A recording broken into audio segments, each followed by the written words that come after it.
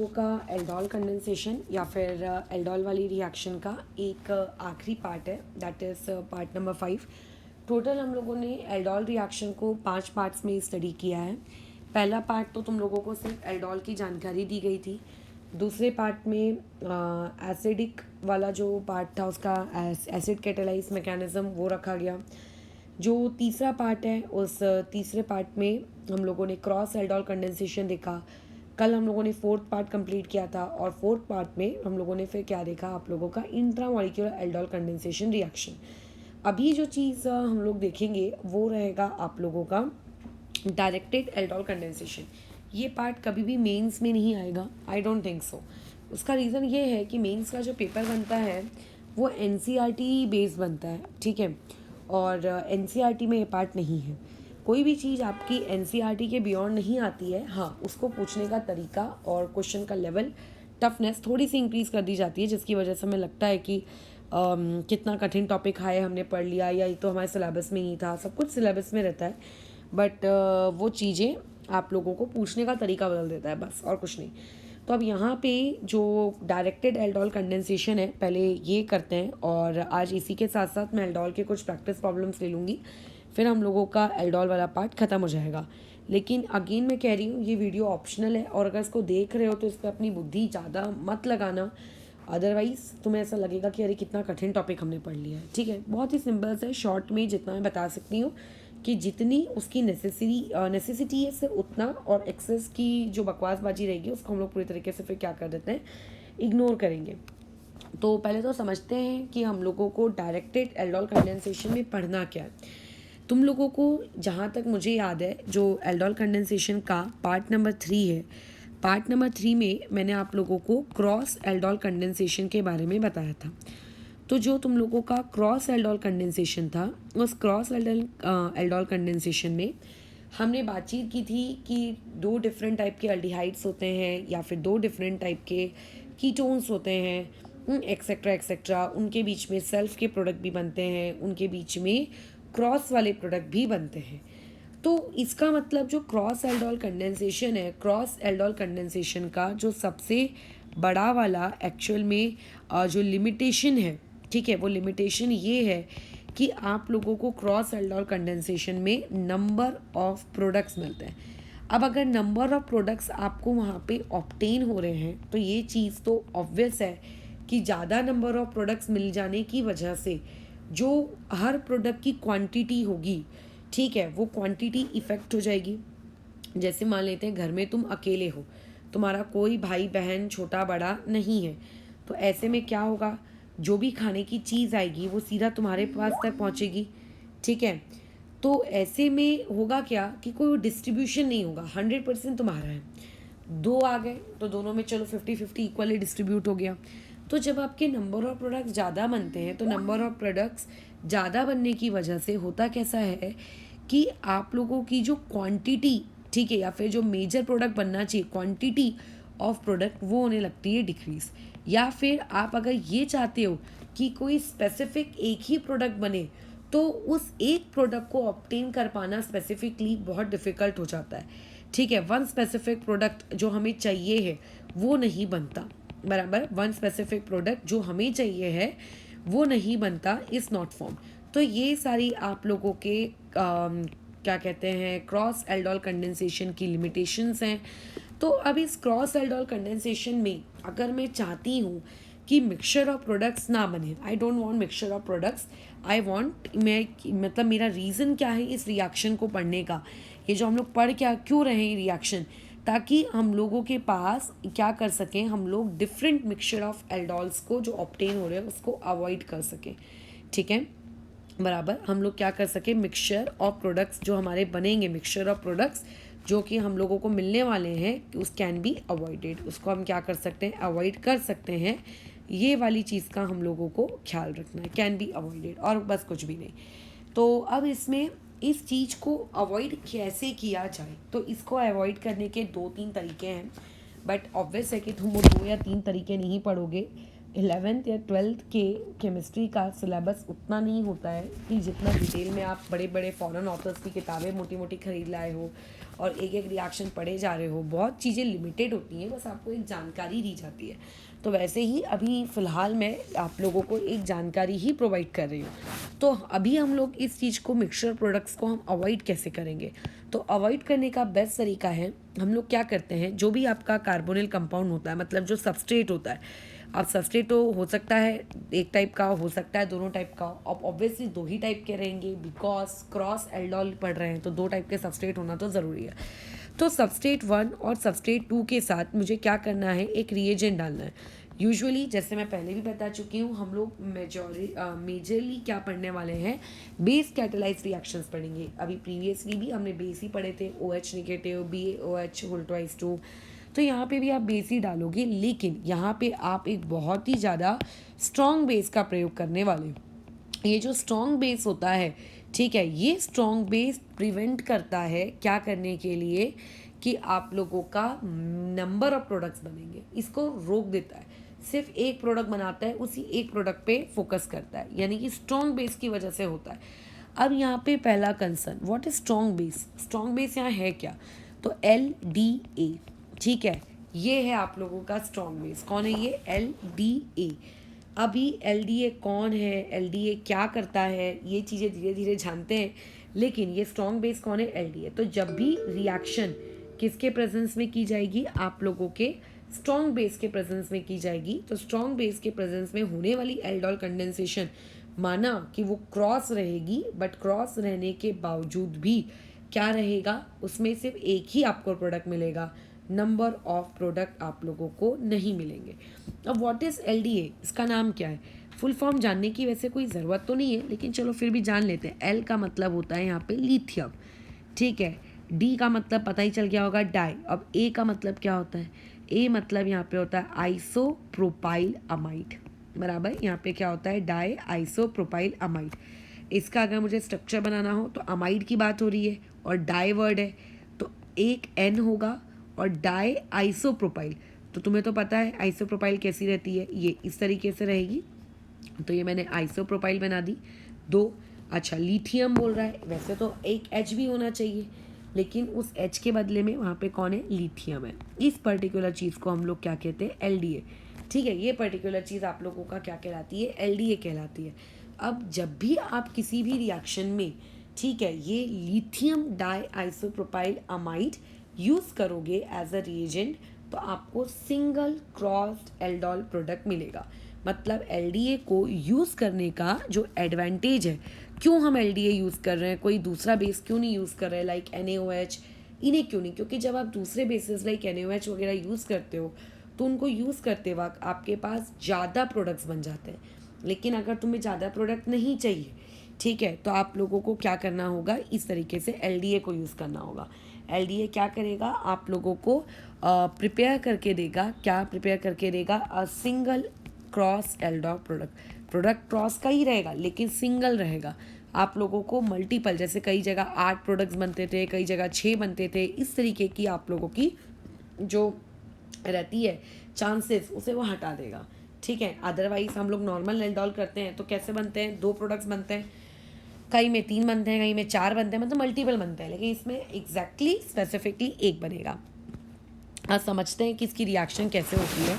तो एक कीटोन को मैं अज्यूम कर लेती हूँ, और कीटोन का नाम आया है तो हम लोग सबसे पहले किसको लेते हैं? एसीटोन को लेते हैं। CH3 C double bond O CH3, ठीक है, ये मैंने एसीटोन ले लिया।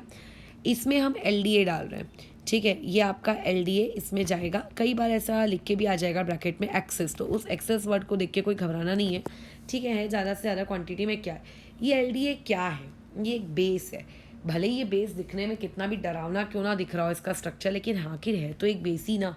तो ये बेस क्या करेगा? इस LDA का सिर्फ एक ही काम होगा, because it is a base, ठीक है, क्योंकि ये बेस है। इट विल एक्सट्रैक्ट, ये क्या करेगा? It will take out alpha hydrogen, ये अल्फ़ा हाइड्रोजन निकलने का काम करेगा, जैसे कि बाकी बेसिस करते थे, ठीक है। तो यहाँ से भी अल्फ़ा हाइड्रोजन अगर निकल गया तो ये चीज़ कैसी दिखेगी? CH3 C double bond O और ये CH2 नेगेटिव। अब इस चीज़ को देख के घबरा मत जाना, कुछ नया तो मैंने किया नहीं है, वही है। अब तुमको तो पता है कि इसका एक रेजोनेटिंग स्ट्रक्चर होता है। पार्ट नंबर 3 में भी मैंने इसका रेजोनेटिंग स्ट्रक्चर बनाया था, जिसका डाउट मुझसे कल मृण्मयी ने भी पूछा था। देखो ये यहाँ शिफ्ट होगा, ये लोग यहाँ शिफ्ट हो जाएंगे, और ऑक्सीजन पे पहले से 2 इलेक्ट्रॉन्स हैं। तो अब ये स्ट्रक्चर कैसा दिखेगा आपका, ये आएगा इस तरीके से, CH3, ऊपर में C, यहाँ पे O, यहाँ पे ऐसे इलेक्ट्रॉन्स और यहाँ पे निगेटिव साइन, और इसका नेगेटिव साइन हट गया और यहाँ पे आ गया CH2। अब ये भी दोनों चीज़ें कोई डिफरेंट है क्या, नहीं, दोनों सेम है। ये दोनों एक दूसरे के क्या है, रेजोनेटिंग स्ट्रक्चर्स हैं। बट अगर मैं स्टेबिलिटी के टर्म्स में बातचीत करूँ तो कौन सा रेजोनेटिंग स्ट्रक्चर ज़्यादा स्टेबल है, आपका रेजोनेटिंग स्ट्रक्चर नंबर 2 ज़्यादा स्टेबल है। क्यों रेजोनेटिंग स्ट्रक्चर नंबर 2 ज़्यादा स्टेबल है, क्योंकि negative charge more electronegative atom यानी कि ऑक्सीजन पे आया है। ठीक है, किस पे आया है आप लोगों के, ऑक्सीजन पे। तो अब क्या होगा, जो आप लोगों का एक दूसरा, ठीक है, क्योंकि अभी ऑब्वियसली एल्डोल में 2 सबस्ट्रेट लगते हैं, एक सबस्ट्रेट ने तो एसिडिक हाइड्रोजन देने का काम किया, दूसरा सबस्ट्रेट किसके जैसे वर्क करेगा, दूसरा सबस्ट्रेट एक ऐसा इलेक्ट्रोफाइल के सेंटर के जैसे बिहेव करवाएगा। तो सबस्ट्रेट नंबर 2 में आते हैं।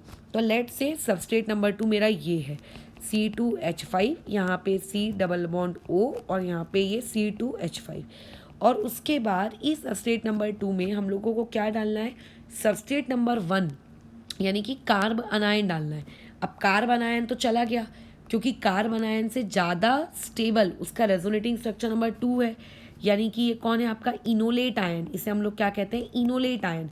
तो ये मैंने यहाँ पे लिखा इनोलेट आयन। ठीक है, अभी तक हम लोग एल्डोल में कैसा करते थे, उसी कार्बन के वाया रिएक्शन करवा देते थे ना, लेकिन यहाँ पे किसके वाया रिएक्शन करवाओगे, अपना इनोलेट आयन।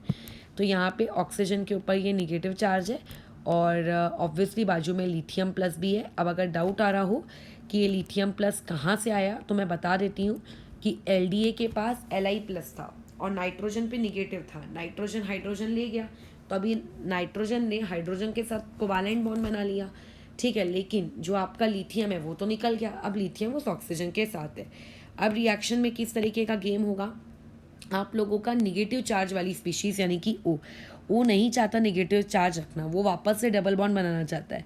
तो यहाँ पे ये वापस आएगा, वापस से निगेटिव चार्ज C पे शिफ्ट होगा, और फिर ये C चला यहाँ अटैक करने।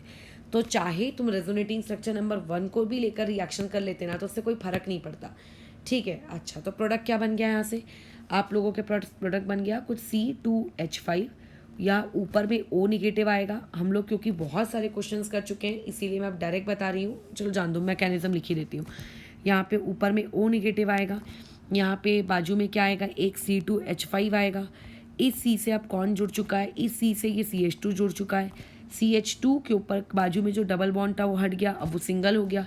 उस सिंगल C से एक C जुड़ा है, एक CH3 जुड़ा है, और वो बन गया आपके डबल बॉन्ड O में। तो वो जो लिथियम था, वो लिथियम कहाँ गया, वो लिथियम अब यहाँ शिफ्ट हो गया, जिसके पास निगेटिव चार्ज वहाँ पे आपके लिथियम बाबा जी। तो यहाँ लिथियम पहुँच गया है, और उसके बाद जब आप लिथियम के पास ये ले गया, अब इसके अंदर फिर से हम लोग क्या कर लेते हैं, आप लोगों का इसको H+ प्रोवाइड करते हैं। ठीक है, ये वापस से H+ कहाँ से आता है, जो H2O पहली स्टेप में बना है। याद करो फर्स्ट डे जब एल्डोल सिखाया था, तो उस दौरान जो पहली स्टेप में H2O बनता है, उसी H2O से क्या कर लेता है, वो निकाल लेता है। तो ये इस तरीके से आ जाएगा CH2 C2H5, ऊपर में आ जाएगा OH, यहाँ पे आ जाएगा CH2, यहाँ पे आ जाएगा C, यहाँ पे आएगा CH3, और यहाँ पे आएगा डबल बॉन्ड O। ख़त्म, बन गया आपका प्रोडक्ट। तो LDA को यूज़ करने का यही फ़ायदा होता है कि यहाँ पे एक सिंगल एल्डोल बना। बट अब कई लोगों का डाउट आ रहा होगा कि सिंगल एल्डोल क्यों बना, आप कैसे कह सकते हो कि सिंगल एल्डोल ही बनेगा, क्यों बन रहा है, इसका रीज़न दो। तो बहुत ही सिंपल सी चीज़ है। अच्छा हाँ, एक और चीज़ मैं बताना भूल गई, जब भी हम LDA को यूज़ करते हैं तो हमें यहाँ पे सॉल्वेंट THF यूज़ करना पड़ता है। ठीक है, टेट्राहाइड्रोफ्यूरॉन, ये यहाँ पे है, तो ये याद रखोगे, और बाकी सब वो सब नहीं सोचना है। तो जब भी हम लोग LDA को यूज़ करते हैं तो होता है कि आपका जो LDA है ये खुद बहुत बल्कि होता है। ठीक है, LDA जो है वो इटसेल्फ बहुत ही बल्कि प्राणी है। ठीक है, इटसेल्फ वो खुद बहुत बल्कि है। तो जब भी उसको क्या होगा, नीड होगी H को, एसिडिक हाइड्रोजन को निकालने की।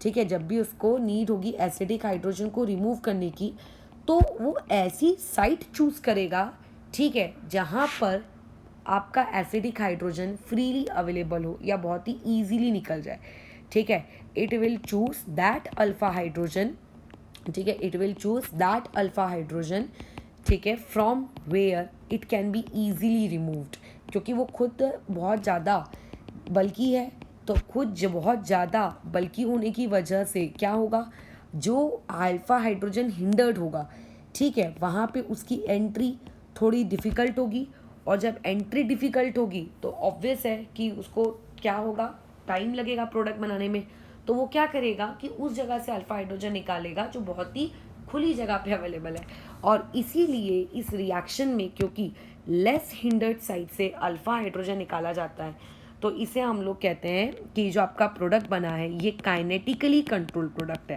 काइनेटिकली कंट्रोल प्रोडक्ट का मतलब जिस प्रोडक्ट को बनने में बहुत कम टाइम लग रहा था, बहुत ही फट रिएक्शन हुई और कम समय में वो प्रोडक्ट बन गया। और एक होता है थर्मोडाइनमिकली प्रोडक्ट। थर्मोडाइनमिकल प्रोडक्ट मतलब जिसको बनने में टाइम लगता है, क्योंकि हो सकता है वो रिएक्शन डिफिकल्ट हो, या हो सकता है वो कुछ समय बाद अपनी एनर्जी को रिड्यूस करे, बट वो एक स्टेबल प्रोडक्ट होता है। तो जब भी आप एलडीए का यूज़ करते हो आपको एक काइनेटिकली कंट्रोल प्रोडक्ट मिलता है। अब इसका एक अच्छा एग्जांपल लेते हैं जिससे ये रिएक्शन समझेगी। जैसे एग्जांपल के तौर पर आपके पास कुछ इस प्रकार से है, Me है, CH2 है, और यहाँ पे C है, यहाँ पे डबल बॉन्ड O है, और ये CH3 है, ठीक है। अच्छा, इसकी रिएक्शन मुझे करवानी है किसके साथ, आप लोगों का Me, यहाँ पे C double bond O H के साथ। मैंने यहाँ पे लिख दिया रिएक्शन के ऊपर LDA/THF। अगर LDA/THF नहीं लिखा रहता तो भी क्या प्रोडक्ट बनता, इस पर भी हम कमेंट करेंगे। और हाँ, एक और सबसे ज़रूरी चीज़ कि जब भी आप ये LDA वाला प्रोडक्ट लिखो तो LDA वाले जो प्रोडक्ट की जो लाइफ साइकिल होती है, उसकी जो जर्नी होती है, ठीक है, उसको हमेशा एल्डोल पे रोक देना, उसको एल्डोल कंडेंसेशन तक नहीं लेकर जाना, ठीक है, वो एल्डोल कंडेंसेशन तक नहीं जाएगा, वो एल्डोल पे ही रुक जाएगा। अब देखो यहाँ पे प्रवचन, आपको सबसे पहले तो ये डिसाइड करना है कि कौन अल्फा हाइड्रोजन का डोनर बनेगा, ठीक है। फर्स्ट क्लास के अकॉर्डिंग ये कौन है, कीटोन है, ये कौन है, अल्डिहाइड है। जब आपके पास कीटोन वर्सेस अल्डिहाइड होता है तो अल्डिहाइड हमेशा क्या बनता है, एक इलेक्ट्रोफिलिक सेंटर बनता है, बराबर, और ये जो कीटोन होता है ये अल्फा हाइड्रोजन का क्या होता है, डोनर होता है। समझ गए हो। तो अभी यहाँ पे अल्फा हाइड्रोजन का है, एक अल्फा हाइड्रोजन इधर है, एक अल्फा हाइड्रोजन इधर है। अब एलडीए के पास चॉइस है कि वो अल्फा से भी मतलब अल्फा वाली पोजीशन से भी निकाल सकता है और अल्फा डैश वाली पोजीशन से भी वो निकाल सकता है। वो किस पोजीशन को चूज़ करेगा, तो जो एलडीए होता है ये आप लोगों का रिमूव करेगा एच को फ्रॉम अल्फा वाली जगह से। क्यों अल्फा वाली जगह से, because it is less hindered, ठीक है, वो जगह कम क्राउडी है, क्योंकि आपका एलडीए खुद क्या होता है, क्राउडी होता है, तो हमेशा वो जगह प्रेफर करेगा जहाँ पे लेस क्राउड हो, ठीक है। तो लेस क्राउड में अब क्या हुआ, एलडीए आया, स्टेप नंबर 1, ठीक है, पूरा स्टेप वगैरह लिखते हैं। स्टेप नंबर 1 में एलडीए आया, कैसे आया वो सब की टेंशन मत लो, CH3 का एक H ले गया, तो आपका ये जो है ये वाली स्पीशीज़ क्या बन जाएगी, ये बन जाएगी MECH2 C double bond O, और यहाँ पे आ जाएगा CH2 निगेटिव, ये बन गई वाली स्पीशीज़। ऑब्वियसली साथ में H2O तो बना ही होगा, बट उस पर भी फोकस मत करो, वो अपने से कोई मतलब ही नहीं है। प्लस आपका जो सेकेंड पार्ट है, यानी कि जो इलेक्ट्रोफिलिक सेंटर के जैसे रहने वाला है, वो ऐसे का वैसे। फिर नेक्स्ट स्टेप में क्या होगा, अच्छा तुम तो जानते हो कि ये वाली स्पीशीज़ के थ्रू रिएक्शन मत करवाना, वैसे प्रोडक्ट वही बनेगा, लेकिन क्योंकि रेजोनेटिंग स्ट्रक्चर इनोलेट आयन का ज़्यादा बेटर रहता है, मतलब जो रेजोनेट होने के बाद जो इनोलेट आयन बनता है वो इनोलेट आयन मेन रहेगा इस रिएक्शन को करवाने के लिए, यानी कि ऊपर में O नेगेटिव Li+ और साथ में यहाँ क्या आएगा, डबल बॉन्ड CH2 प्लस में, यह आप लोगों का सेकेंड मॉलिक्यूल वैसे का वैसी। अब क्या होने लगेगा आपके सेकेंड मॉलिक्यूल में, अब अटैक करने की बारी आएगी। तो जब अटैक करने की बारी आ रही है, तो जब अटैक होगा तो अटैक होते वक्त ये जो आपका O नेगेटिव है ये वापस से डबल बॉन्ड बनाएगा, वापस से पाई इलेक्ट्रॉन्स कार्बन पे शिफ्ट होंगे, कार्बन पे नेगेटिव चार्ज आएगा, वो इलेक्ट्रोफिलिक सेंटर पे अटैक करेगा, पाई बॉन्ड O पे शिफ्ट होंगे और Li O को अप्रोच करेगा। ख़त्म, सिंपल है। क्या हो गया बताओ, प्रोडक्ट क्या बन गया, Me, उसके बाद CH2, उसके बाद C, ऊपर में तो यहाँ डबल बॉन्ड O आ गया, यहाँ सिंगल बॉन्ड CH2 ज्वाइन हो गया C से, ऊपर में आ जाएगा O नेगेटिव Li+, उसके बाद इस C के पास H है और इसी C के पास Me है। अब तुम तो जानते हो, बाद में हम लोग इसको H2O दे देंगे, H2O से उसको H मिल जाएगा। H मिलने के बाद ये प्रोडक्ट कुछ इस तरीके से बन गया, ये देखो। तो अब ये बन गया आप लोगों का प्रोडक्ट। ये जो प्रोडक्ट आपको ऊपर मिला है ये कहलाएगा आपका सिंगल क्रॉस एल्डोल का प्रोडक्ट, ठीक है। और कोई प्रोडक्ट बनेगा क्या जब हम LDA का प्रयोग करेंगे? नहीं, कतई नहीं। और कोई दूसरा प्रोडक्ट यहाँ पर नहीं बनेगा, ठीक है, कोई दूसरा प्रोडक्ट नहीं। अच्छा, और उसके अलावा जिस जगह से H और OH, मैंने क्या किया है, ये वाला जो H है इस H को मैंने यहाँ शिफ्ट किया है, ये वाला H यहाँ गया है ताकि OH बन सके। तो ऑब्वियसली फिर रिएक्शन के बाय प्रोडक्ट में क्या होगा, LiOH होगा। उसमें हम लोगों को ज़्यादा दिमाग खर्च नहीं करना है, ठीक है, बट क्या होगा, LiOH होगा। ओके, यहाँ तक हो गई हमारी बातचीत। अब ये प्रोडक्ट बन गया, लेकिन जस्ट इमेजिन कि अगर एक इंसान ने consider if LDA was not used, ठीक है, अगर आपने LDA को यूज़ नहीं किया गया होता तब क्या होता? तब आप लोगों के पास क्या एक प्रोडक्ट बनता? फिर LDA यूज़ नहीं करते तो हम क्या यूज़ करते? कोई भी बेस यूज़ कर लो, कोई भी NaOH, KOH, CaOH वोल्टाइज, कुछ भी यूज़ करो, मेरा क्या जाता है, कुछ भी यूज़ करो। तो जब आप कोई भी अदर यूज़ करते तो ऐसी सिचुएशन में देखते हैं फिर क्या कंसिडर, फिर हम लोगों को पेपर में क्या प्रोडक्ट लिखना है। तो MECH2, यहाँ पे C डबल बॉन्ड O और ये CH3। तो ऐसे में ये अल्फ़ा है, ये अल्फ़ा डैश है। अब जब आप OH निगेटिव डालोगे LDA के अलावा कुछ भी, तो ऐसे में क्या हो जाएगा, अब आपके पास कार्ब अनायन दो जगह से बन सकते हैं, अल्फ़ा से भी बन सकते हैं, ठीक है। अल्फ़ा से तो वैसे ऊपर बनाकर ही हमने पूरा प्रोडक्ट लिख दिया है, अल्फ़ा से भी बन सकता है क्योंकि ऊपर वाला तो अल्फ़ा से ही बना है, लेकिन अल्फ़ा डैश से भी कार्ब अनायन बन सकता है, ठीक है। ये होता है डिफरेंस। अगर आपने LDA को यूज़ किया तो LDA हमेशा कार्ब अनायन उसी साइड से क्रिएट करेगा जो लेस हिंडर्ड होगी, लेकिन अगर आपने OH निगेटिव को यूज़ किया होता तो OH निगेटिव यानी कि कोई दूसरा प्रोटिक बेस लेते अगर आप, तो प्रोटिक बेस लेने से, या सॉरी, अगर आपने कोई भी एक नॉर्मल बेस लिया होता तो नॉर्मल बेस लेने से होता क्या, वो दोनों तरफ से यानी जितने कार्बन आयन वो बना सकता है उतने कार्बन आयन बनाता, और उतने कार्बन आयन जो बनते, हर कार्बन आयन का अपना अपना एक एक प्रोडक्ट होता, ठीक है। लेकिन अब इसमें से किस प्रोडक्ट को हम काइनेटिक प्रोडक्ट कहेंगे और किस प्रोडक्ट को हम लोग थर्मोडाइनमिक प्रोडक्ट कहेंगे? तो काइनेटिक प्रोडक्ट उसे कहा जाता है, ठीक है, जो लेस हिंडर्ड साइड से बना है। तो लेस हिंडर्ड साइड वाला कौन है, ये। तो इससे जो भी प्रोडक्ट बनेगा वो काइनेटिकली कंट्रोल्ड प्रोडक्ट होगा या काइनेटिक प्रोडक्ट होगा। और जो आपके हिंडर्ड साइड से बना है इसको हम लोग कौन सा वाला प्रोडक्ट कहेंगे आप लोगों का, थर्मोडाइनमिकली स्टेबल प्रोडक्ट। तो मैंने देखा है, वैसे तुम्हारे आपके JEE में तो नहीं, जो एक एग्ज़ाम होती है जैम नहीं, सॉरी, हाँ जैम की पेपर की बात कर रही हूँ। जैम भी एक पेपर आता है जो ग्रेजुएशन के बाद देते हैं PG करने के लिए। उसमें एक क्वेश्चन आया था एक बार कि identify which of the following is thermodynamic product and which of the following is kinematic product. तो इसीलिए तुम्हें मैंने बता दिया। अच्छा, अब काइनेमेटिक से प्रोडक्ट कैसे बनाएंगे? अरे यही वाला तो प्रोडक्ट रहेगा, ये ऊपर वाला भी तो हमने वही किया है, काइनेमेटिक प्रोडक्ट तो यही रहेगा।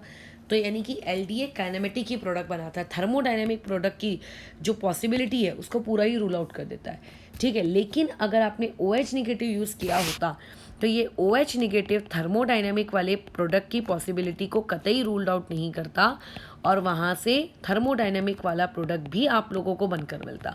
और अगर थर्मोडायनेमिक वाला प्रोडक्ट बन के मिल रहा है तो क्या होगा, ये वाली जो स्पीशीज़ है, ठीक है, कौन सी, तुम चाहो तो अगेन यहाँ पे डबल बॉन्ड क्रिएट करवा कर इसको ऊपर शिफ्ट करवा कर ये सारी भी नौटंकी कर सकते हो, ठीक है। यानी कि रेजोनेटिंग स्ट्रक्चर नंबर 1 जैसे हम लोग प्रोडक्ट अभी तक बनाते आ रहे हैं वैसे भी बना सकते हो, या फिर रेजोनेटिंग स्ट्रक्चर नंबर 2 से भी प्रोडक्ट बना सकते हो। अगर रेजोनेटिंग स्ट्रक्चर नंबर 2 से बनाओगे तो बस फ़र्क इतना होता है कि आपको एक स्टेप में उसको वापस से डबल बॉन्ड बनाकर वापस से इलेक्ट्रॉन शिफ्ट कराकर फिर अटैक कराना पड़ता है। So what's the need? तो डायरेक्ट हम लोग जैसे बनाते आ रहे हैं वैसे ही बनाते हैं। कैसे करते हैं हम लोग? डायरेक्ट अटैक करवाते हैं। तो जब यहाँ पे अटैक हो गया, प्रोडक्ट बन गया, ये वाली चीज़ तो यहाँ शिफ्ट हो जाएगी ऑब्वियस है।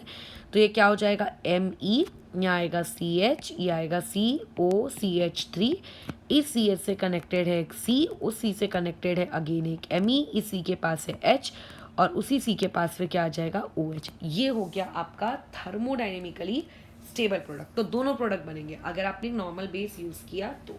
इसीलिए हम लोग क्या करते हैं, आप लोगों का LDA यूज़ करना जब भी सिंगल प्रोडक्ट दिख रहा है।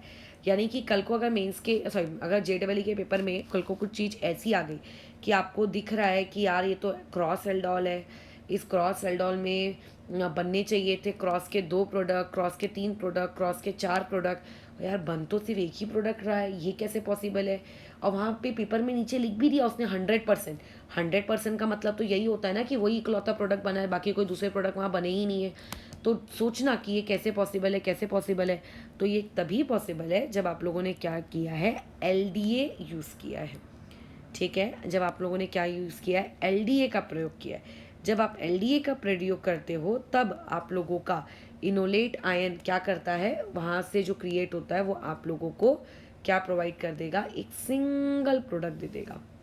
ठीक है, क्या प्रोवाइड कर देगा, एक सिंगल प्रोडक्ट कर देगा, बराबर। अच्छा, और उसके अलावा एक GK फैक्ट है, ये GK फैक्ट तुम लोगों को अपनी नोट्स कॉपी में मेंटेन करके रखना है।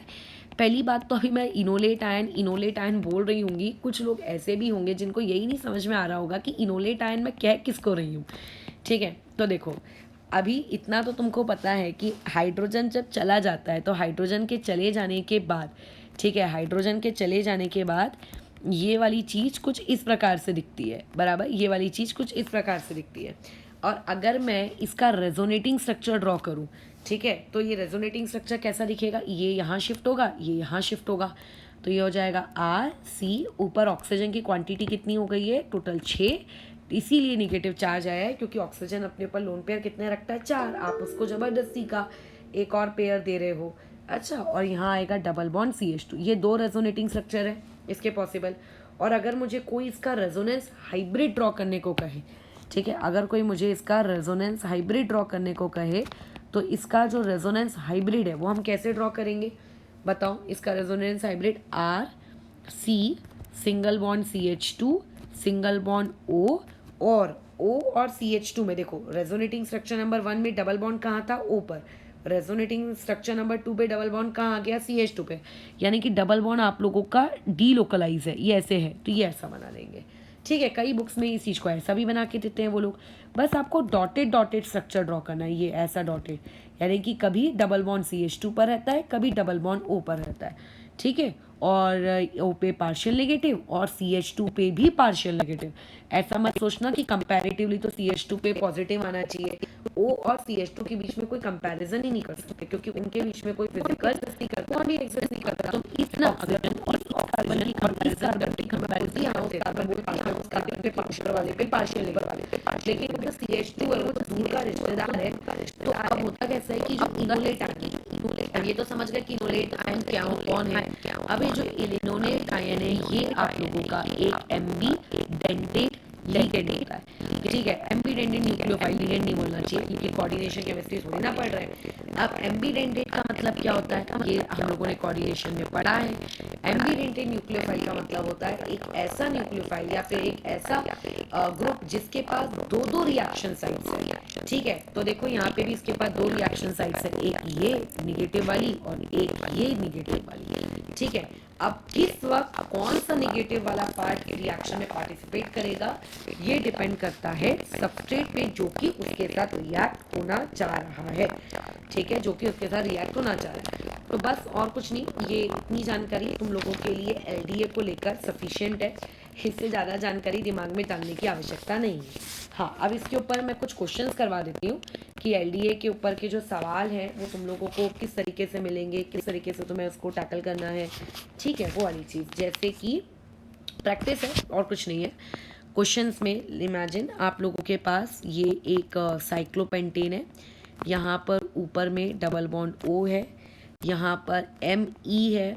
ठीक है, और उसके बाद तुम्हें बोला जा रहा है कि इसमें आप LDA डालो।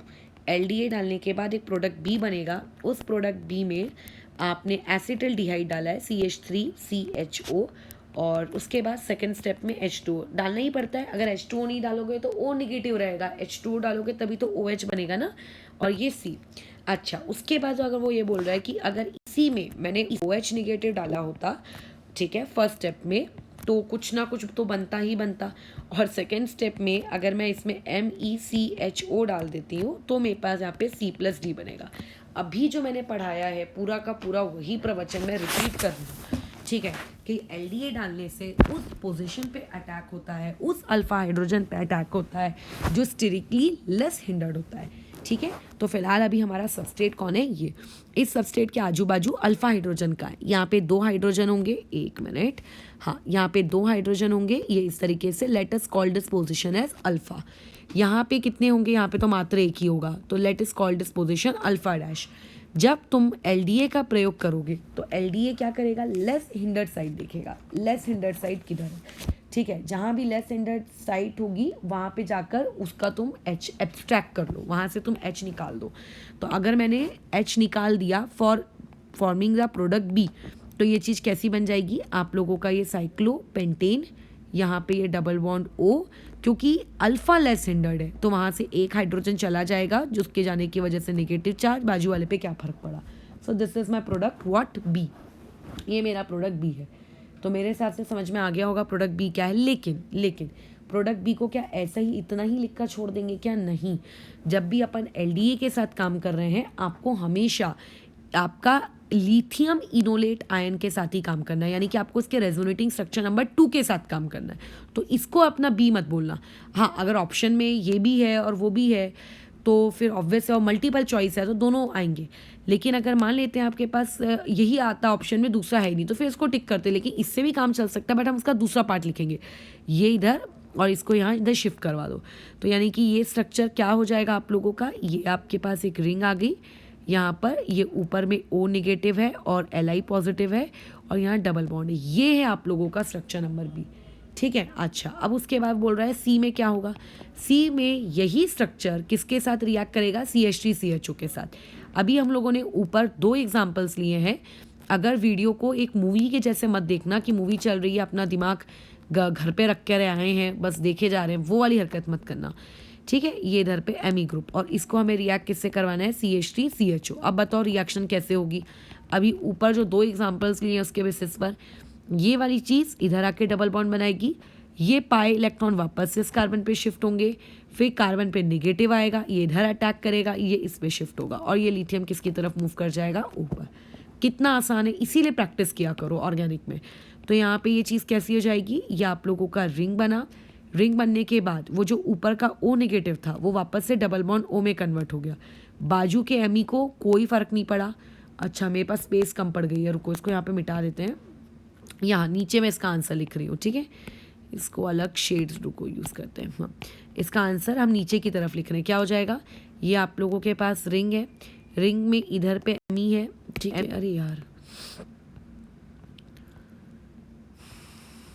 हाँ ये रिंग है, यहाँ पर आप लोगों को अपने रिंग बनाई, यहाँ पे Me है, ऊपर में मैंने ये डबल बॉन्ड O क्रिएट कर दिया, ये वाला पार्ट जाके कनेक्ट हो गया इस कार्बन से। इस कार्बन के जो ऊपर में आएगा वो ऊपर वाला पार्ट क्या होगा, O नेगेटिव। उस O नेगेटिव के पास क्या आएगा, Li पॉजिटिव, और वहाँ पे H तो रहेगा ही रहेगा और साथ में CH3 भी रहेगा। ये है हमारा प्रोडक्ट। लेकिन अभी क्वेश्चन को पढ़ो, क्वेश्चन में बोल रहा है उसी स्टेप में H2O भी डाल दो और H2O डालने के बाद फिर उसको C कहना। तो अभी ये C नहीं है, अभी इसमें हमने H2O डाला, तो H2O डालने से क्या होगा, ये आप लोगों का रिंग, रिंग में ये वाला साइड वैसे का वैसी, ऊपर में डबल बॉन्ड O और यहाँ पे क्या आ जाएगा CH, ऊपर में OH और यहाँ पे CH3, ठीक है, और साथ में बाय प्रोडक्ट LiOH। तो ये जो है ये वाला पार्ट कौन है, हमारा C है, ठीक है। ये LDA के साथ रिएक्शन हुई। अब इसके बाद उसी क्वेश्चन में तुमसे क्या कह रहा है कि अगर LDA नहीं होता, कोई भी आप लोगों का एक नॉर्मल बेस होता, तो नॉर्मल बेस में या फिर कह सकते हो वीक बेस में, क्योंकि LDA बहुत स्ट्रॉन्ग बेस है, तो अगर कोई एक वीक बेस होता तो रिएक्शन क्या होती। तो जब भी एक याद रखना, आप अगर एक वीक बेस के साथ रिएक्शन करा रहे हो तो वीक बेस में एक प्रोडक्ट जो रहेगा, मतलब टोटल 2 एल्डोल के प्रोडक्ट बनेंगे। 2 ही क्यों बन रहे हैं, क्योंकि तुम्हें अगर क्रॉस एल्डोल वाला लेक्चर अगर याद होगा तो उस क्रॉस एल्डोल वाले लेक्चर में तुमको बताया गया था कि जितने प्रकार के अल्फ़ा हाइड्रोजन होते हैं, मैंने कितने अल्फ़ा हाइड्रोजन होते हैं ये नहीं बोला, मैंने बोला कितने प्रकार के अल्फ़ा हाइड्रोजन होते हैं, उस पर डिपेंड करता है कि आप लोगों के पास कितना प्रोडक्ट बनेगा, ठीक है। तो अभी यहाँ पे 2 ही प्रकार के अल्फा हाइड्रोजन है, तो 2 ही क्रॉस के प्रोडक्ट बनेंगे और 2 ही सेल्फ के भी प्रोडक्ट बनेंगे। तो सेल्फ के तो हमसे पूछ नहीं रहा है, राइट। हम लोगों को तो सिर्फ क्रॉस के प्रोडक्ट जानने के हैं, हम लोगों को सिर्फ क्या जानना है, क्रॉस वाला प्रोडक्ट जानना है। तो क्रॉस वाले प्रोडक्ट में 2 ही बनेंगे, ठीक है। तो अब 2 में से एक प्रोडक्ट जो रहेगा, ठीक है, बात क्रॉस वालों की हो रही है, क्रॉस में से जो एक प्रोडक्ट रहेगा वो एक प्रोडक्ट तो आपके LDA वाला ही रहेगा, बराबर, लेस हिंडर्ड साइड। और जो दूसरा प्रोडक्ट रहेगा वो आप लोगों को लिखना रहेगा, ठीक है। तो अभी दूसरे प्रोडक्ट को हम कैसे लिखेंगे, हमारे पास सबस्ट्रेट क्या था, सबस्ट्रेट हमारे पास ये रिंग थी, इस रिंग में यहाँ डबल बॉन्ड O था और यहाँ पे मिथाइल ग्रुप था और यहाँ पे एक हाइड्रोजन था। तो अब जब तुम कोई एक नॉर्मल बेस OH नेगेटिव डालोगे तो वो नॉर्मल बेस यानी कि वीक बेस इस बार किसको एब्स्ट्रैक्ट करेगा, इस बार वो एब्स्ट्रैक्ट करने वाला है इस वाले हाइड्रोजन को। वैसे करेगा दोनों ही, तो 2 में से एक तो मैं पहले ही बना चुकी हूँ, वापस से लिखने की क्या आवश्यकता। तो इस चीज़ को हम लोग ऐसा कर लेते हैं, ये रिंग यहाँ पे ऊपर में आ गया आप लोगों का डबल बॉन्ड O, यहाँ पे Me भी रहेगा और साथ ही साथ पे यहाँ पे निगेटिव चार्ज भी रहेगा। और फिर बाद में हम लोगों को, क्योंकि उसने एक ही स्टेप में पूरा लिखने को बोला है, तो रिएक्शन करवानी है CH3C डबल बॉन्ड OH के साथ, ठीक है। ये तो यहाँ पे ये वाला निगेटिव कार्बन चला, इसको अटैक करना है, ये शिफ्ट हो गया यहाँ।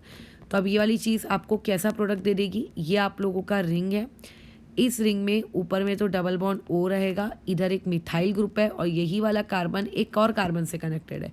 उस कार्बन के पास अपना हाइड्रोजन है, उस कार्बन के पास अपना CH3 है और उस कार्बन के पास फिर क्या है, OH है। This will be your product. So ये भी प्रोडक्ट बनेगा और साथ ही साथ में प्लस एक प्रोडक्ट आप लोगों का LDA वाला भी बनेगा। सो टोटल 2 प्रोडक्ट बनेंगे, खत्म हो गई हमारी दिक्कत, ठीक है। तो एक प्रोडक्ट तो दोनों में सेम ही है और दूसरा प्रोडक्ट हमने बना लिया। तो इस बेसिस पर मैं एक क्वेश्चन दे रही हूँ, कोई भी तकलीफदायी क्वेश्चन नहीं है तुम लोगों के लिए, बहुत ही ईजिली आप बना सकते हो, ठीक है। बट याद रखना, अल्डिहाइड और कीटोन की जोड़ी में हम लोग हमेशा कीटोन को डोनर चूज़ करते हैं।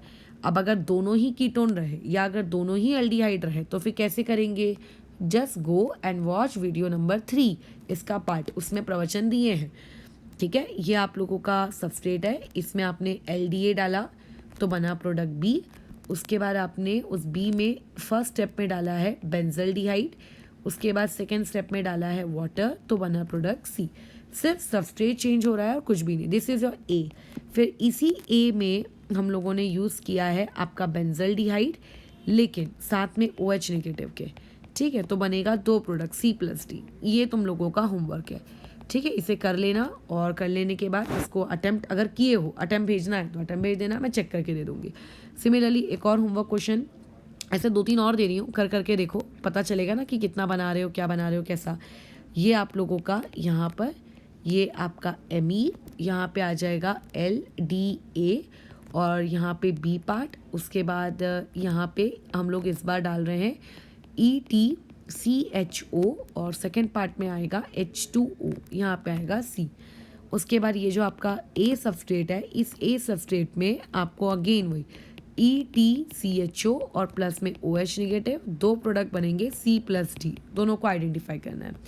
सेम एक और क्वेश्चन है उसी के जैसा, ठीक है, इसको अटेम्प्ट करना।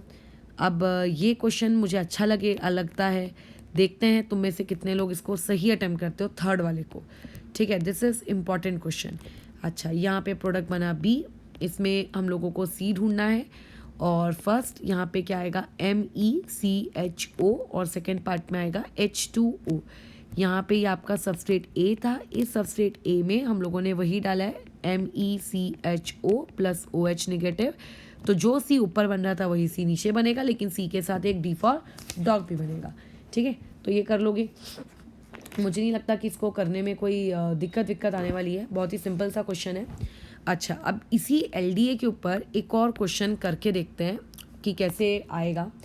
आप लोगों को मैंने मतलब मैंने नहीं, इनडायरेक्टली पेपर में आप लोगों को ये क्वेश्चन आएगा, बहुत ही सिंपल सा, और बहुत ही सिंपल से क्वेश्चन को हमको आइडेंटिफाई करना है। जब हम मेंस का पेपर देने बैठोगे तब उस वक्त ऐसा लगता है दिमाग में बहुत खिचड़ी मची होती है, ऑलमोस्ट हर ऑर्गेनिक का सवाल कन्फ्यूजन वाला लगता है कि यार ये क्या है, ये क्या है, ये क्या है, मतलब सब कुछ एक ही जैसा लगता है कि किसमें क्या यूज़ करना है, कुछ समझ ही नहीं आ रहा है। तो उस चीज़ को समझ वो तभी आएगा जब आप लोगों की प्रैक्टिस की जो लिमिट है और जो रोज़ रोज़ रिएक्शंस को रिवाइज़ करने की लिमिट है वो बहुत ज़्यादा होगी।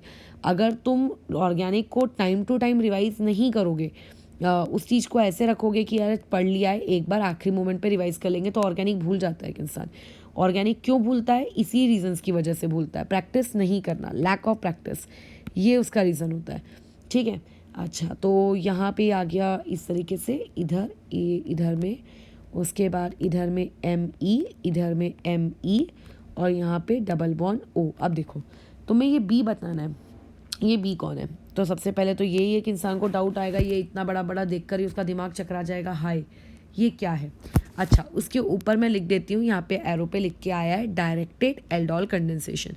तो डायरेक्टेड एल्डोल कंडेंसेशन क्या होता है? डायरेक्टेड एल्डोल कंडेंसेशन का मतलब ही होता है LDA वाली आपकी एल्डोल कंडेंसेशन।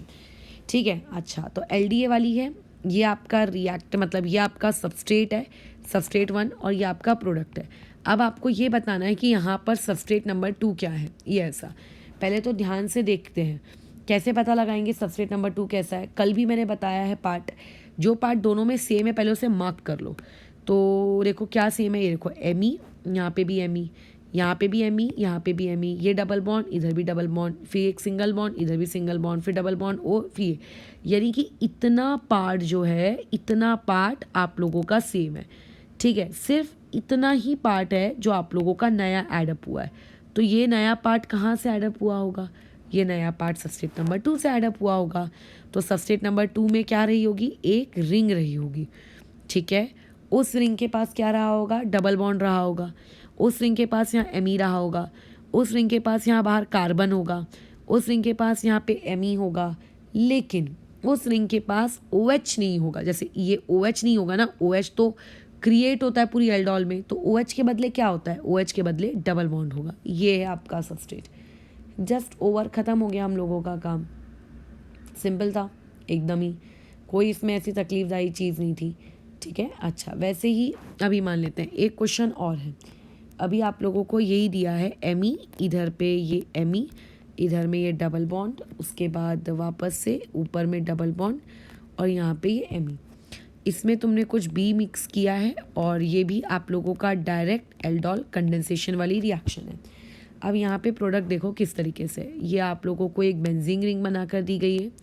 यहाँ पे ME लगाया है, ऊपर में यहाँ पर एक H है, एक OH है, और उसके बाद यहाँ नीचे फिर ये इस तरीके से, और ये इस तरीके से, यहाँ डबल बॉन्ड O, फिर उसके बाद नीचे ये इधर आ जाएगा, और ये इधर, ये ऐसे। तो पहले तो ये देख लो कि कौन सा पार्ट कितने हद तक सेम है। तो अगेन ये वाला जो पार्ट है, ये पार्ट तो पहले से सेम ही है, इसमें क्या डिफरेंस है? जो आपको सबस्ट्रेट नंबर 1 दिया है, सबस्ट्रेट नंबर 1 के जैसा ही है। तो ये जो ऊपर वाला पार्ट है, ये इतना पार्ट, ये पार्ट आप लोगों का डिफरेंट है। तो डिफरेंट पार्ट का ही आपका क्या रहा होगा? सबस्ट्रेट 2 रहा होगा। ये आप लोगों के पास रिंग, और रिंग में यहाँ पर ये, और उसके बाद क्या आ जाएगा? यहाँ पर ये कार्बन, कार्बन के बाद फिर अब क्या करना है? यहाँ पे हाइड्रोजन शो करना है, और यहाँ पे OH की जगह पे डबल बॉन्ड O। ख़त्म हो गया हम लोगों की कहानी। तो इस तरीके से क्वेश्चंस आएंगे, बहुत ही सिंपल रहेंगे, बट चीज़ों को याद रखना आवश्यक है। ठीक है, तो यहाँ पर हम लोगों ने एल्डोल कंडेंसेशन आप लोगों की समाप्त कर ली है। कुछ एग्जाम्पल्स भी मैंने दिए हैं, कुछ और एग्जाम्पल्स की प्रैक्टिस करेंगे, बट वो तब करेंगे जब हम लोगों का कैनिज़ारो जो रिएक्शन है, वो Cannizzaro reaction, sorry Claisen Schmidt reaction हम लोगों की समाप्त हो जाएगी, तब हम करेंगे इसको। ठीक है, तभी, अदरवाइज़ नहीं, जब तक रुक जाते हैं। अभी मैंने कल कुछ क्वेश्चंस दिए हुए थे, उन क्वेश्चंस का अटेम्प्ट किसी का मेरे पास आया नहीं है सिवाय ब्रह्मा के। तो मैंने पहले ही कहा है ऑप्शनल है, करना चाहते हो करो, नहीं करना चाहते हो ना करो, उसमें मेरा कुछ नहीं जा रहा है। ठीक है, अच्छा, अब इसके अलावा अब यहाँ पर हम लोगों को ये चीज़ देखनी है, कुछ एग्जांपल्स मैं देती हूँ कि ये पर्टिकुलर सबस्ट्रेट्स भी एल्डोल की रिएक्शन कर सकते हैं। अदरवाइज़ तुम्हें ऐसा लगेगा ना कि एल्डोल तो सिर्फ अल्डिहाइड और कीटोन्स करते हैं, जैसे कल मैंने बताया था नाइट्रो और साइनाइड भी करते हैं, तो वैसे ही कुछ नाइट्रो और साइनाइड के अलावा भी है। ठीक है, जैसे अगर नाइट्रो है तो नाइट्रो हमेशा क्या बनेगा? अल्फ़ा हाइड्रोजन निकाल के देगा। साइनाइड हमेशा क्या होगा? अल्फ़ा हाइड्रोजन निकाल के देगा। लेट्स इमेजिन अगर आपके पास कल को किसी अल्डिहाइड, एक मिनट इसको अच्छे से लिख लेते हैं, आपके पास सबस्ट्रेट नंबर 1 के नाम पर कोई भी अल्डिहाइड होगा या कुछ भी कीटोन होगा, ठीक है, कुछ भी हो सकता है, आई डोंट नो। और सबस्ट्रेट नंबर 2 के नाम पे आपके पास CH3NO2 है या फिर कितनी भी लंबी कार्बन की चेन हो, तो ये पोजीशन याद रखना आपकी अल्फ़ा पोजीशन होगी। क्योंकि अल्फ़ा पोजीशन होगी तो बाद में हम इसका कन्वर्जन देखते हैं कैसा होगा। सिमिलरली कोई भी अल्डिहाइड कीटोन हो सकता है और उस अल्डिहाइड कीटोन के साथ CH और Cl3 ये वाला आपको है। हो सकता है कार्बन की चेन कितनी भी लंबी क्यों ना हो, वैसे अगर एक कार्बन और अगर लगा दूंगी तो हाइड्रोजन ही नहीं बचेगा वहाँ पर। फिर उसके बाद कोई भी अल्डिहाइड या कोई भी कीटोन है आपके पास, उसमें ये चीज़ ऐसी भी हो सकती है कि कोई लंबी सी कार्बन की चेन है और लंबी सी कार्बन की चेन में तुम्हारे पास यहाँ पे क्या लगा हुआ है, साइनाइड का ग्रुप लगा हुआ है, ठीक है। अच्छा, उसके बाद इवन ये भी एक हो सकता है कि इस तरीके से साइक्लोपेंटेन हो, साइक्लोपेंटेन में यहाँ पे डबल बॉन्ड हो, ठीक है। अब यहाँ पे हाइड्रोजन है तो ये वाला हाइड्रोजन भी किसके जैसे एक्ट करेगा, अल्फ़ा के जैसे एक्ट करेगा, बराबर। और भी एग्जांपल देते हैं बट इसको पहले देख लेते हैं। तो अगर ये अल्फ़ा के जैसे एक्ट किया तो एक हाइड्रोजन निकलने के बाद ये चीज़ कैसी दिखेगी, ये दिखेगी CH2 यहाँ पे नेगेटिव का चार्ज और NO2। अब हो सकता है यहाँ पे एक लंबी सी कार्बन की चेन भी हो, तो ऐसा मत समझना कि मैंने एग्जाम्पल में से CH3 दिया है तो सिर्फ एक CH3 वाला ही पेपर में आएगा, ठीक है। अच्छा, फिर क्या हो सकता है, CCl3 नेगेटिव, ये बनेगा आपका कार्बन आयन। यहाँ पे कार्बन आयन क्या बनेगा, CH2 और इस पे नेगेटिव और ये साइनाइड। यहाँ पे 2 हाइड्रोजन है, 2 में से एक हाइड्रोजन चला गया तो कैसा होगा, ये आप लोगों की रिंग होगी, यहाँ पे बॉन्ड होगा, यहाँ पे ये नेगेटिव चार्ज होगा, ठीक है। अच्छा, इसके अलावा और कौन एक्ट कर सकता है इस प्रकार से, तो अगर मान लेते हैं 2 बेंजीन रिंग है PH और उन दोनों बेंजीन रिंग के बीच में एक कार्बन फंसा हुआ है और उस बेचारे कार्बन के पास जैसे 2 हाइड्रोजन है, तो ये भी 2 बेंजीन रिंग की वजह से एसिडिक हो जाएगा और जब ये एसिडिक हो जाएगा तो ये भी एक अल्फा हाइड्रोजन डोनेट करने के लिए रेडी होगा। या फिर जो बहुत ही ज़्यादा स्ट्रॉन्ग इलेक्ट्रॉन विड्रॉइंग ग्रुप होते हैं, जैसे इलेक्ट्रॉन विड्रॉइंग ग्रुप में किसको बहुत ज़्यादा इज्जत दी जाती है, नाइट्रो को इज्जत दी जाती है, तो यहाँ पे लेट से नाइट्रो ग्रुप लगा है, ठीक है। और उसके बाद फिर आप लोगों के पास एक यहाँ पे नाइट्रो ग्रुप लगा है और उसके बाद एक यहाँ पे CH3 ग्रुप लगा है, तो ये भी आप लोगों के एक अल्फ़ा पोजीशन के जैसे बिहेव करेगा, ठीक है। अगर कुछ इस तरीके से है, ये यहाँ पर ये ऐसा कुछ रिंग है, यहाँ पे CH3 है, तो ये भी एक अल्फ़ा पोजीशन के जैसे बिहेव करेगा। तो अगर ये अल्फ़ा पोजीशन के जैसे बिहेव करता है तो CH इसके ऊपर नेगेटिव, एक PH इधर, एक PH इधर, ये अगर बिहेव करता है तो ये आप लोगों की रिंग रहेगी। इस रिंग के यहाँ टॉप में NO2 रहेगा, यहाँ पे NO2 रहेगा और यहाँ पे क्या आ जाएगा, CH2 नेगेटिव, ये ऐसा, बराबर। अगर यहाँ रहा तो कैसा हो जाएगा, C डबल बॉन्ड O, बाजू की रिंग से मत निकाल लेना, यहाँ से निकलेगा CH2 नेगेटिव, ये इस तरीके से। फिर तो तुम लोग लिख ही सकते हो एल्डोल का मतलब प्रोडक्ट। तो अब मैं तुम्हें होमवर्क देती हूँ, ये मैंने तुम्हें सारे के सारे सबस्ट्रेट नंबर 2 बता दिए, ठीक है। वो सबस्ट्रेट नंबर 2 बताए हैं जो सबस्ट्रेट नंबर 2 क्या कर सकते हैं, अल्फ़ा हाइड्रोजन के जैसे बिहेव कर सकते हैं। तो अभी आपके पास एक ऐसा सबस्ट्रेट भी तो होना चाहिए जिस पे तुम अटैक करवाओगे, कार्बन आयन बनवाकर अटैक भी तो करवाना है ना किसी पर। तो अटैक करने वालों का मैं यहाँ पे पिंक कलर से नाम लिख रही हूँ। तो ये तुम्हारा होमवर्क है कि इस पूरी चीज़ को बनाकर देखना कि तुमसे प्रोडक्ट बन रहा है कि नहीं बन रहा है, ठीक है। जैसे पहला वाला बेंजल्डिहाइड है, दूसरा वाला एसीटोन ले लो, उसके बाद अगेन PHCHO बेंजल्डिहाइड ले लो, उसके बाद फिर इसके साथ एक एसीटोन ले लो, ठीक है। अच्छा, उसके बाद इसके साथ फिर से एक बेंजल्डिहाइड वाला कॉम्बिनेशन ले लेते हैं PHCHO, नेक्स्ट वाले के साथ में भी क्या ले लो, वही बेंजल्डिहाइड वाला ले लो PHCHO।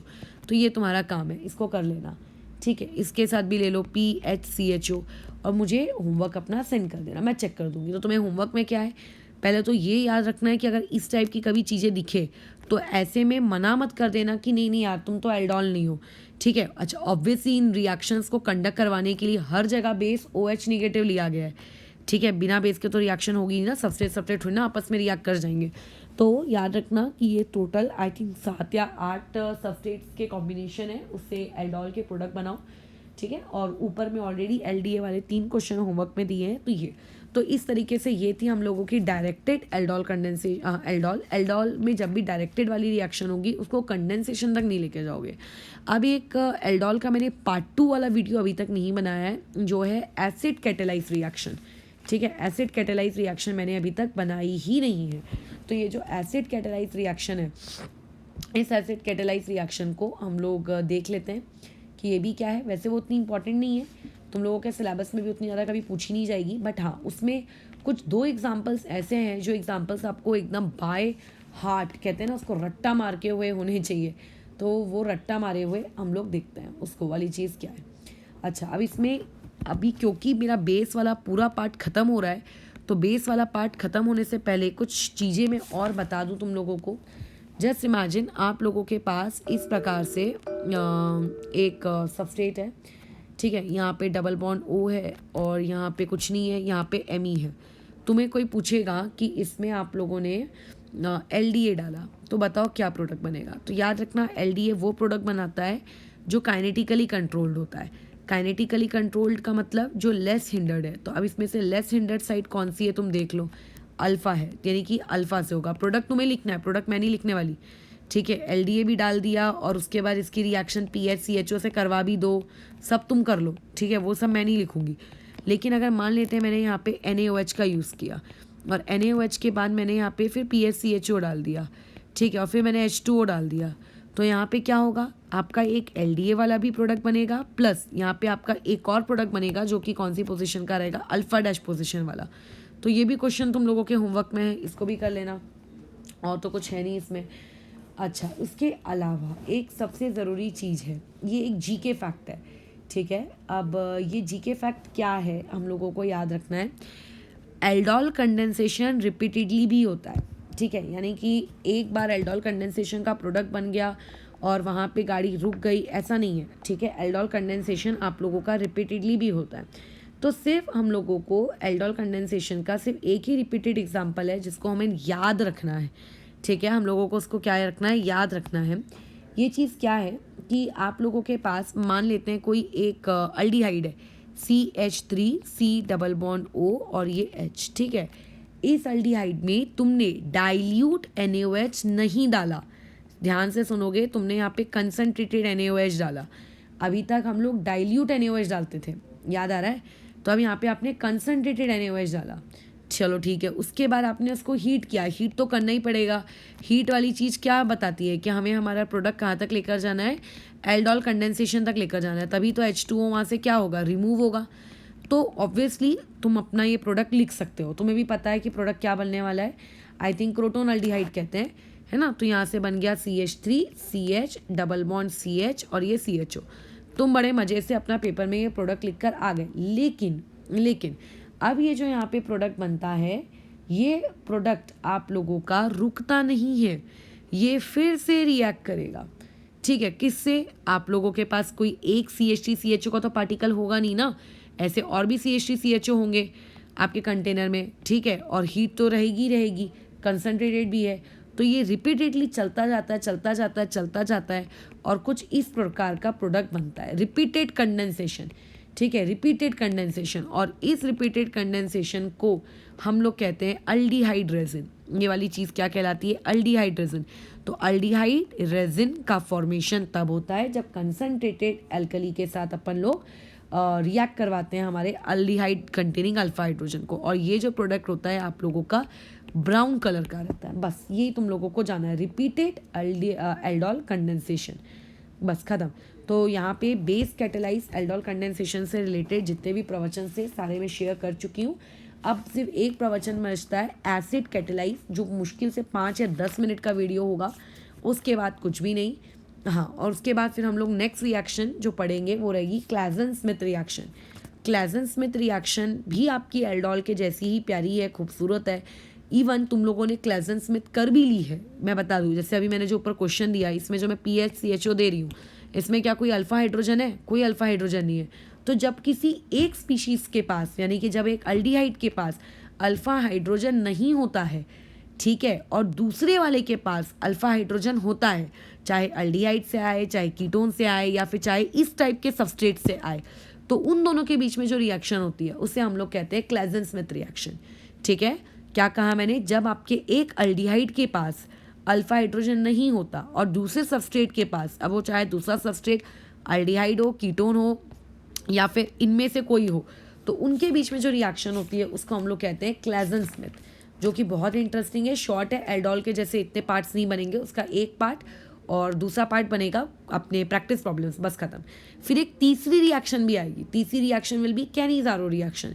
कैनिज़ारो रिएक्शन वो रिएक्शन होगी जिसमें दोनों के पास, दोनों सबस्टेट्स पहले तो सेम भी होंगे और दोनों के पास अल्फा हाइड्रोजन भी नहीं होगा। बताओ, हाँ, फिर कैनिज़ारो के भी और पार्ट्स आएंगे। कैनी जैसे भी एल्डोल के मैंने इतने पार्ट्स बनाए, फिर वैसे ही मैं कैनिज़ारो के भी डिटेल पार्ट्स बनाऊंगी। फिर एक रिएक्शन आएगी टिस्चेंको रिएक्शन, वो भी जिसको कैनिज़ारो आती है, टिस्चेंको भी उसको आराम से बन ही जानी है। ठीक है, तो जो रिएक्शन बोर्ड्स में नहीं होगी वो बता दी जाएगी और जो बोर्ड्स में होगी वो याद रखना है। फिर आएगी पर्किन रिएक्शन। ठीक है, पर्किन रिएक्शन पढ़ना है। नोवेंजल रिएक्शन है, छोटी सी है। बेंजोइन कंडेंसेशन है, बैकमैन रीअरेंजमेंट है। मतलब तुम्हें ऐसा लगेगा कि ये भगवान ये कितनी सारी रिएक्शन है। तो एग्जैक्टली अल्डिहाइड्स वाला जो ये चैप्टर होता है, इस चैप्टर में नेम रिएक्शन ही इसकी सबसे ज़्यादा होती है। तो अभी कल क्या रहेगा हमारा पार्ट, एसिड कैटेलाइज रिएक्शन पढ़ेंगे पहला, और दूसरा क्या पढ़ेंगे हम लोग, आप लोगों ने जो ये रिएक्शंस क्या नाम है इसका, क्लेजन स्मिथ, और साथ ही उससे रिलेटेड क्वेश्चंस। फिर परसों हम लोग कैनिज़ारो में शिफ्ट हो जाएंगे। ठीक है, कोई अगर डाउट है तो फिर मैसेज करो, मैं उसका रिप्लाई बैक कर दूंगी। और उसके अलावा जो होमवर्क दिया गया उसका अटेम्प्ट सेंड कर देना। ठीक है।